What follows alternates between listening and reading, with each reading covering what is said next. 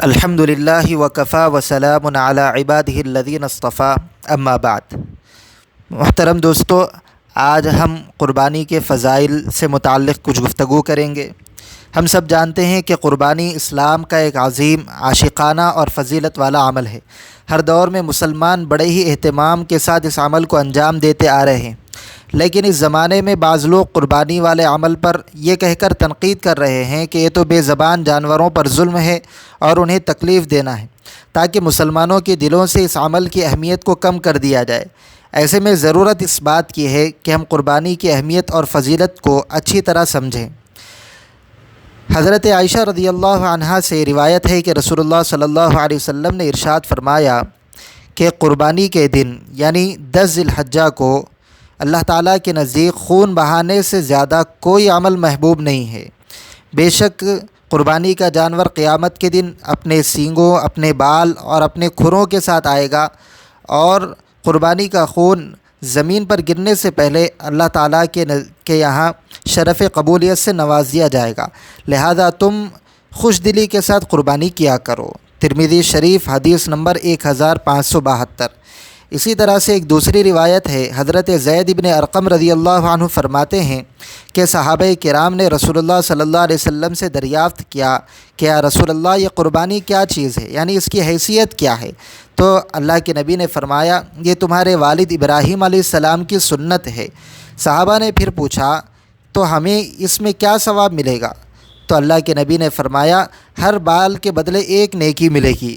صحابہ نے پھر پوچھا، صوف یعنی اون کا کیا معاملہ ہے، اس پر کیا ثواب ملے گا؟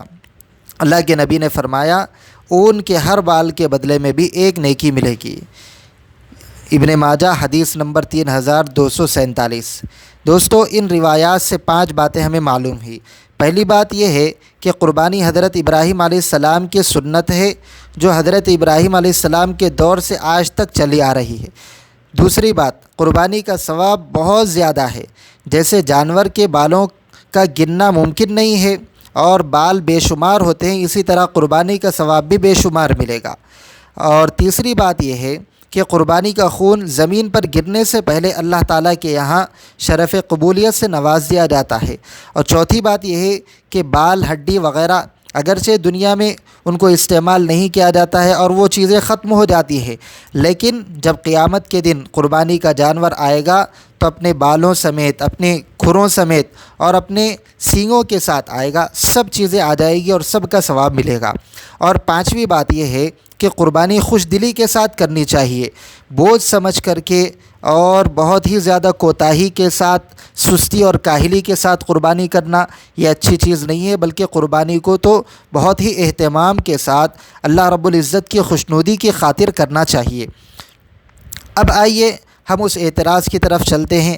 جو لوگ یہ کہتے ہیں کہ قربانی کے ذریعے سے تو جانور کو تکلیف ہوتی ہے اور اس سے جانوروں پر ظلم ہو رہا ہے، اس لیے قربانی والا عمل یہ درست نہیں ہے، تو اس کا جواب یہ ہے کہ دیکھیے، اللہ رب العزت نے جتنی بھی چیزیں دنیا میں پیدا کی ہیں وہ ساری کی ساری انسانوں ہی کے لیے ہے۔ اللہ رب العزت فرماتے ہیں، هو الذی خلق لکم ما فی الارض جمیعا، وہی وہ ذات ہے جس نے تمہارے لیے وہ تمام چیزیں بنائی جو زمین میں ہیں۔ سورہ بقرہ آیت نمبر 29۔ اسی طرح سے ایک اور آیت ہے، وَلَوْ يُؤَاخِذُ اللَّهُ النَّاسَ بِظُلْمِهِمْ مَا تَرَكَ عَلَيْهَا مِن دَابَّةٍ، کہ اگر اللہ تعالیٰ لوگوں کو ان کے گناہوں کی وجہ سے پکڑ لیتے، ان کا مواخذہ کرتے، تو زمین پر کسی جانور کو بھی نہ چھوڑتے۔ سورہ نحل آیت نمبر 61۔ اس آیت سے یہ بات معلوم ہو رہی ہے کہ اگر انسان گناہ کرے تو اس کے بدلے میں جانوروں کو بھی اللہ رب العزت ختم کر دیں گے۔ تو پتہ یہ چلا کہ گناہ اگرچہ انسان کرتا ہے، لیکن جانوروں کو ختم اس لیے کیا جا رہا ہے کہ جانور بھی انسانوں ہی کے لیے بنائے گئے ہیں۔ جب انسان نہیں تو پھر جانوروں کا کیا کام ہے؟ لہذا جب ساری چیزیں اور جانور انسانوں ہی کے لیے بنائے گئے ہیں، تو پھر اگر انسان ان کی قربانی کرے تو اشکال کی کیا بات ہے؟ کوئی کسی قسم کا اعتراض اور اشکال نہیں ہونا چاہیے۔ اور دوسری بات یہ ہے کہ جانوروں کی قربانی یہ صرف مذہب اسلام کا حصہ نہیں ہے، بلکہ دیگر مذاہب میں بھی قربانی کا تصور پایا جاتا ہے، اور دیگر مذاہب میں بھی قربانی مختلف ناموں سے انجام دی جاتی ہے۔ یہودیت میں بھی قربانی کا تصور گزشتہ زمانے سے صدیوں سے چلا آ رہا ہے۔ عیسائیت میں بھی خود بائبل کے اندر قربانی کا ذکر موجود ہے۔